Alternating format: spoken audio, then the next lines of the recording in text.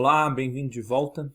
Nós vamos dar continuidade aos nossos estudos sobre a Lectio Divina e nessa semana nós estamos conversando sobre a natureza da oração.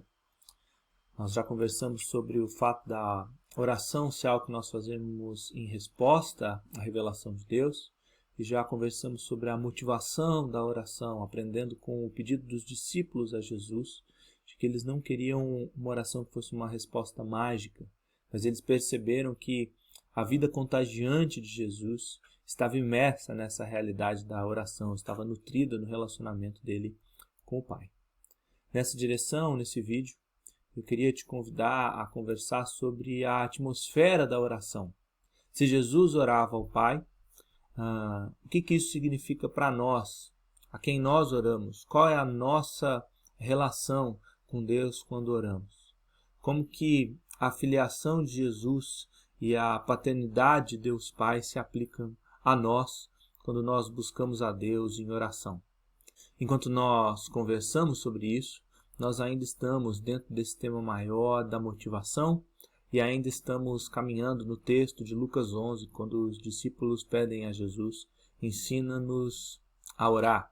Nessa direção, nesse texto, enquanto Jesus ensina a oração do Pai Nosso aos seus discípulos e depois narra algumas breves parábolas, trazendo imagens para o relacionamento que caracteriza a oração, eu queria te convidar a observarmos juntos 3 lições dessa escola de oração, ensinando uma vida contagiante. 3 lições dadas por Jesus em resposta ao pedido dos discípulos, ensina-nos a orar. Nesse vídeo nós vamos ver as 2 primeiras lições. A quem nós oramos e como nós oramos. E veremos as respostas dadas por Jesus. Nós oramos ao Pai e oramos com um sentimento de confiança.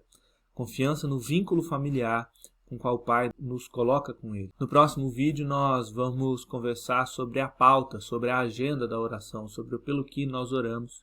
Oramos para que a gente possa desfrutar da vida do Reino. Então vamos começar dessa primeira lição. Nós oramos ao Pai. Quando nós afirmamos que nós oramos ao Pai, nós estamos chamando a atenção para a moldura que o Evangelho de Lucas traz para esse diálogo sobre oração. É bem interessante que Jesus começa a resposta dele invocando a figura paterna, ensinando-nos a orar, Pai Nosso que estás nos céus. E Jesus encerra esse diálogo sobre oração, fazendo uma comparação entre a paternidade dos nossos pais terrenos e a paternidade do nosso Pai Celestial. Preste atenção. Quando vocês orarem, digam, Pai, santificado seja o teu nome. E encerrando, a partir do verso 11, Jesus pergunta, qual pai entre vocês, se um filho lhe pedir um peixe, em lugar disso lhe dará uma cobra? Ou se pedir um ovo, lhe dará um escorpião? Se vocês, apesar de serem maus, sabem dar boas coisas aos seus filhos, quanto mais o Pai que está no céu dará o Espírito Santo a quem pedir. O que a gente percebe aqui? É possível notar que Jesus inicia o diálogo dele falando, Pai, santificado seja o teu nome. Vocês devem orar começando por essa invocação. Pai, santificado seja o teu nome. E Jesus encerra esse diálogo fazendo uma comparação entre o Pai Celestial e os nossos pais terrenos. Nenhum pai terreno se comporta dessa forma, né? Jesus faz uma pergunta retórica bem clássica, aparecem várias dessas perguntas no Evangelho de Lucas. Qual pai dentre vocês faria algo assim? Nenhum de vocês faria isso, quanto mais o Pai Celestial. Esse é o relacionamento, essa é a atmosfera na qual acontece a oração. Nós buscamos a Deus como filhos e filhas amados. Pai, Pai Nosso. Nós somos convidados a desfrutar dessa relação de cuidado, de carinho, de amor, daquele que quer prover o nosso crescimento e amadurecimento, nosso Deus, o nosso Pai. Como a gente conversou no vídeo passado, Jesus está nos convidando para desfrutar da vida familiar da Trindade. No entanto, é preciso ser honesto e reconhecer que esse convite para chamarmos Deus de Pai gera alguns ruídos. Isso se dá porque, na nossa sociedade, nós frequentemente observamos uma paternidade marcada pela falha, marcada pelo fracasso. É importante observar que o próprio Jesus, ele reconhece isso. Ele fala, se vocês, apesar de serem maus. Jesus reconhece que nós vivemos numa realidade onde, apesar das nossas melhores intenções, o exercício da paternidade é falho. E é preciso ser honesto em relação a isso. Há pais que são ausentes, há pais que são agressivos, há pais que se tornam distantes e não cultivam um relacionamento com seus filhos que reflete ou que manifesta o relacionamento entre Deus Pai e Deus Filho. Jesus sabe disso, Jesus está consciente dessa realidade. Isso já era a realidade naquele tempo. Haviam pais agressivos, haviam pais secos, brutos, haviam pais distantes, ausentes. Ainda assim, Jesus nos ensina a nos relacionar com Deus, buscando a Ele com esse título, o título de Pai. Ainda é preciso reconhecer uma segunda questão. Em função do abuso ou da omissão vindo de parte de figuras masculinas, em função dos acúmulos de erros e abusos ao longo da história, e as reações que nós temos a esses abusos, inclusive trazendo grandes conquistas e aspectos positivos, grande parte da nossa sociedade atual ela é marcada por uma tensão entre machismo e feminismo. Sobre essas questões, é importante destacar que Deus não tem gênero. Deus não é masculino ou feminino. Basta a gente lembrar de alguns textos, como, por exemplo, o fato de tanto homens como mulheres terem sido feitos à imagem e semelhança de Deus. Juntos eles carregam a imagem de Deus, ou seja, são expressões do mesmo Deus. Basta a gente lembrar, como, por exemplo, que Deus não tem crise com o fato de aplicar imagens femininas a si.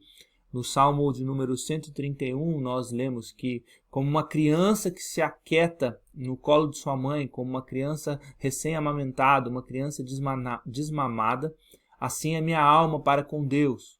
E Deus legitima o uso dessa imagem. A gente também lê em Isaías 49 que uma mãe pode abandonar o seu filho, mas Deus não vai abandonar o seu povo, Deus não vai abandonar aqueles que Ele ama.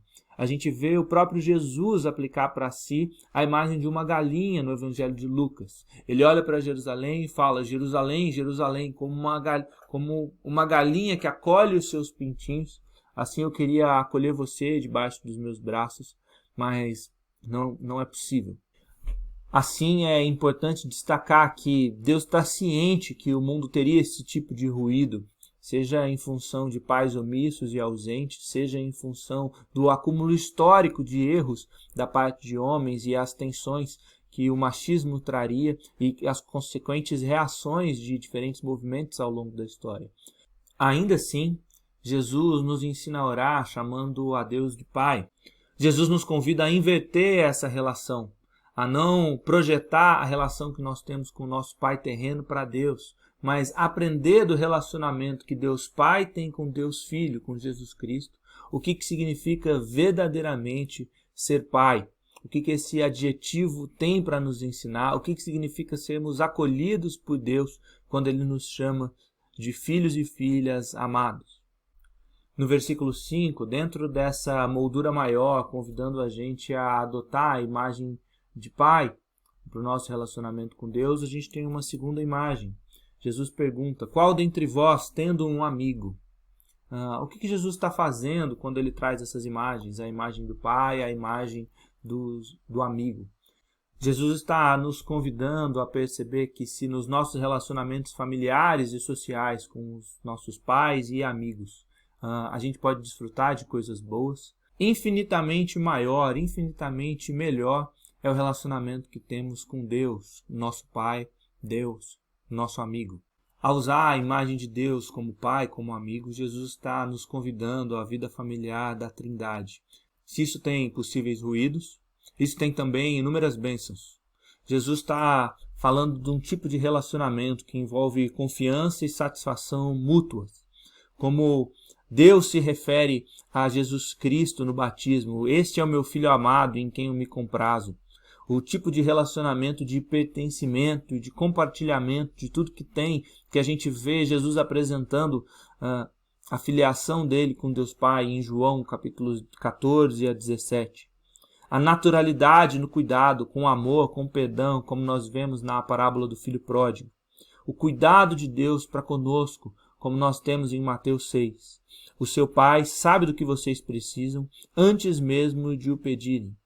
A imagem de Deus como Pai traz todos esses desdobramentos, todas essas bênçãos, muito melhores do que os melhores pais humanos, pais terrenos que a gente possa ter. Uma história que me ajuda a entender um pouco mais do tipo de relacionamento para qual Deus está nos chamando é o relato, o testemunho do pastor Russell Moore e a sua esposa Maria Hannah Moore sobre a adoção dos seus primeiros 2 filhos. No livro Adoção, o pastor Russell Moore compartilha a experiência de ir com a sua esposa para um orfanato na antiga União Soviética e adotarem 2 crianças. Eles narram todo o processo e todo o desdobramento de receber essas 2 crianças que tinham sido expostas a maus tratos, a falta de alimento, todo o processo que envolveu se tornar pai e mãe dessas crianças e fazer com que elas se reconhecessem como filhos desse casal. Eles relatam de como era ofensivo quando uma pessoa chegava e perguntava para eles: mas ele é realmente filho de vocês? Por não se tratar de um filho biológico, e sim um filho adotado.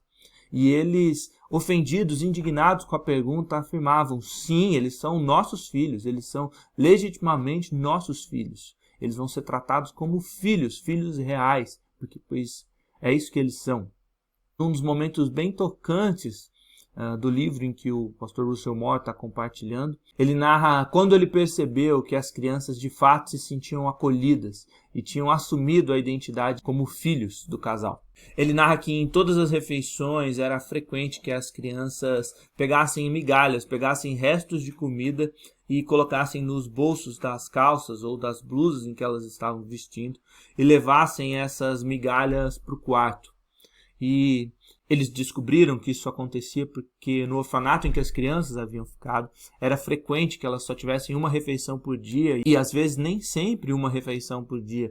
Então elas tentavam guardar ao máximo, elas tentavam garantir por elas mesmas que elas teriam um sustento, um alimento para comer.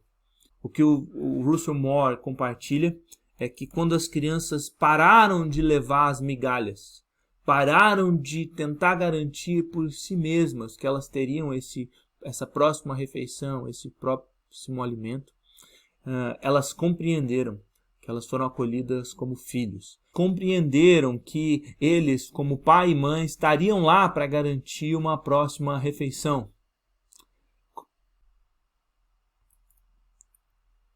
Como é que esse relato traz luz, conforta e desafia a sua experiência de oração? A Bíblia diz que a gente não precisa orar fazendo vãs repetições, porque Deus já sabe aquilo de que nós precisamos e como um Pai amoroso, Ele está disposto a nos suprir, a nos nutrir.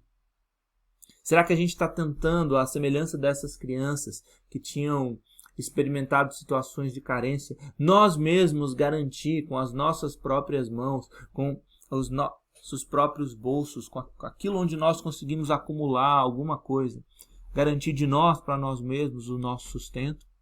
Ou nas nossas orações a gente desfruta dessa certeza de que Deus vai prover, Deus vai trazer, Deus vai nos abençoar, Deus vai nos suprir com aquilo que nós precisamos, porque Ele é esse Pai amoroso, muito mais amoroso do que o Russell e a Maria Moore, muito mais amoroso do que os nossos pais terrenos. Esse é o primeiro elemento da oração que Jesus nos ensina. Pai, santificado seja o teu nome. Pai, Pai nosso que estás nos céus. A gente não vai olhar para a estrutura da oração agora, esse vai ser o tópico do próximo vídeo, mas eu queria destacar, enfatizar, usando as imagens que o apóstolo Lucas nos traz, de que nós somos convidados a orar com confiança. Perceba as imagens contadas por Jesus. Versículo 5. Então lhes disse: suponham que um de vocês tem um amigo e recorra a ele à meia-noite e diga: amigo, empreste-me 3 pães, porque um amigo meu chegou de viagem, não tenho nada para lhe oferecer. Lucas faz essas comparações, nos incentivando a buscar Deus com confiança. A primeira comparação é de um amigo que vai até a casa de outro amigo procurando comida, porque ele recebeu visitas na sua casa no meio da noite. A tradução da NVI não é a melhor que nós temos. Na tradução da NVI, o texto pergunta: suponham que um de vocês tenha um amigo e recorra a ele à meio da noite e diga: amigo, empreste-me 3 pães, porque um visitante chegou de viagem e não tenho nada para lhe oferecer. É um pouco mais precisa, é mais fiel ao texto a tradução que formula a pergunta dessa forma: qual dentre vós, tendo um amigo, e este for procurá-lo à meia-noite e lhe disser: amigo, empreste-me 3 pães, porque um visitante chegou de viagem e não tenho nada para lhe oferecer? Qual dentre vós que, quando procurado por um amigo, precisando de socorro, deixaria de socorrer esse amigo?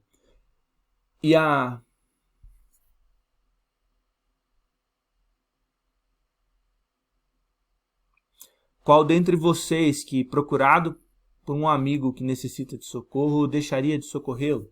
E a resposta que o texto espera que a gente responda é: ninguém, nenhum de nós. Essa conjunção ela aparece várias e várias vezes no Evangelho de Lucas, e com muita frequência a resposta que ela espera é ninguém, nenhum de nós. Como, por exemplo, quando no capítulo 12 Jesus pergunta: qual dentre vós, por mais ansioso que esteja, pode acrescentar uma medida, um côvado, um minuto, um dia, uma hora à sua vida? E a resposta é: ninguém, nenhum de nós. O texto nos diz que ninguém faria isso, porque isso geraria uma imensa vergonha, um grande constrangimento social para a pessoa que se recusasse a oferecer a ajuda. É o que nós percebemos no versículo 8. Eu lhes digo, embora ele não se levante para dar-lhe pão por ser seu amigo, por causa da importunação se levantará e lhe dará tudo o que precisar. A palavra traduzida por importunação na NVI pode também ser traduzida por indecência ou por desonra. Nenhuma pessoa seria capaz de fazer isso, porque a hospitalidade era um valor muito, muito grande para aquela sociedade. Numa sociedade em que se viajava a pé, numa sociedade em que nem sempre haviam hospedarias ou hotéis para receber os viajantes, a hospitalidade era um dos traços que possibilitava a vida social. E uma pessoa que se recusasse a oferecer alimento ao hóspede de um amigo seria visto como alguém que não respeita as convenções sociais mais básicas que possibilitam o convívio e a existência daquela cultura. Mas para Jesus, o tipo de relacionamento que nós temos com Deus é muito mais profundo até mesmo do que essas amizades. Jesus é um amigo ainda melhor. Por isso, ele diz: peçam e lhes será dado, busquem e encontrarão, batam e a porta lhes será aberta. Pois todo aquele que pede recebe, o que busca encontra, e aquele que bate, a porta lhe será aberta. O evangelista está querendo nos ensinar a pedir com persistência, como ele também vai enfatizar na parábola da viúva e o juiz corrupto em Lucas 18. Mas, mais do que isso, nessa parábola o evangelista está nos incentivando a pedir com liberdade, com confiança no caráter de Deus. Isso fica claro quando a gente observa a próxima comparação que ele faz. Qual pai entre vocês, se o filho lhe pedir um peixe, em lugar disso lhe dará uma cobra, ou se lhe pedir um ovo, lhe dará um escorpião? Se vocês, apesar de serem maus, sabem dar boas coisas aos seus filhos, quanto mais o Pai que está no céu dará o Espírito Santo a quem pedir. Em função de incentivar a persistência, a liberdade e a confiança no caráter de Deus, essas comparações que Jesus faz se somam a diversas convocações que a gente encontra no Antigo Testamento, como espera Israel no Senhor. Os salmos são recheados de textos e convocações como essas, como no Salmo 130. Espera no Senhor com todo o seu ser, e na sua palavra ponho a minha esperança. Espero pelo Senhor mais do que os sentinelas pela manhã, sim, mais do que os sentinelas pelo romper da manhã. Ou no Salmo de número 27, espera no Senhor, seja forte, coragem, espera no Senhor. Ou no Salmo de número 37, espera no Senhor e siga a sua vontade, ele o exultará, ele lhe dará a terra por herança. Espera no Senhor, espera com confiança, espera com santa expectativa naquilo que Deus vai fazer. Mas, sobretudo, aquilo que esse texto de Jesus, essa instrução de Jesus está nos convocando a esperar é o Espírito Santo como presença de Deus. Isso fica claro se a gente acompanha as comparações que Jesus faz nos versículos 11 e 12. Filhos podem pedir aos seus pais pão e peixe, e não faz sentido imaginar que pais terrenos dariam uma cobra ou um escorpião em resposta. Da mesma forma, se nós, apesar de sermos maus, sabemos dar boas coisas aos nossos filhos, quanto mais o Pai que está no céu dará o quê? Pão? Peixe? Não, dará o Espírito Santo a quem pedir. A gente fica na expectativa que, construindo essa comparação, Jesus dirá que Deus, o nosso Pai, nos dará pão e peixe fartamente, nos suprirá com aquilo que nós mais necessitamos. E sim, Ele vai nos suprir com aquilo que nós mais necessitamos, mas o texto nos diz que Ele nos dará o Espírito Santo. Ele dará o Espírito Santo àquele que pedir. Mais essencial do que pão, mais essencial do que alimento, se a gente quer ter a vida contagiante que Jesus tinha, é a gente pedir pelo Espírito Santo. E a gente pedir com confiança ao nosso Pai. E Ele certamente nos dará, porque Ele é um Pai infinitamente melhor do que os nossos pais humanos. É ainda interessante observar que no Evangelho de Lucas, essa instrução de Jesus sobre oração vem logo na sequência da visita que Jesus faz à casa de Lázaro, Maria e Marta. E nessa visita, Jesus desafia Marta, dizendo: Marta, Marta, você está preocupada e inquieta com muitas coisas, todavia apenas uma é necessária. Maria escolheu a boa parte, e essa não lhe será tirada. Maria escolheu a presença da Trindade representada ali em Jesus, e isso não foi tirado dela. Jesus nos convida a pedir pela presença da Trindade em nós, na pessoa do Espírito Santo. E isso, com certeza, Deus Pai nos dará. Qual que é a atmosfera em que você faz as suas orações? Qual é a imagem predominante que você tem de Deus quando você ora? Ele é um juiz sisudo, rigoroso?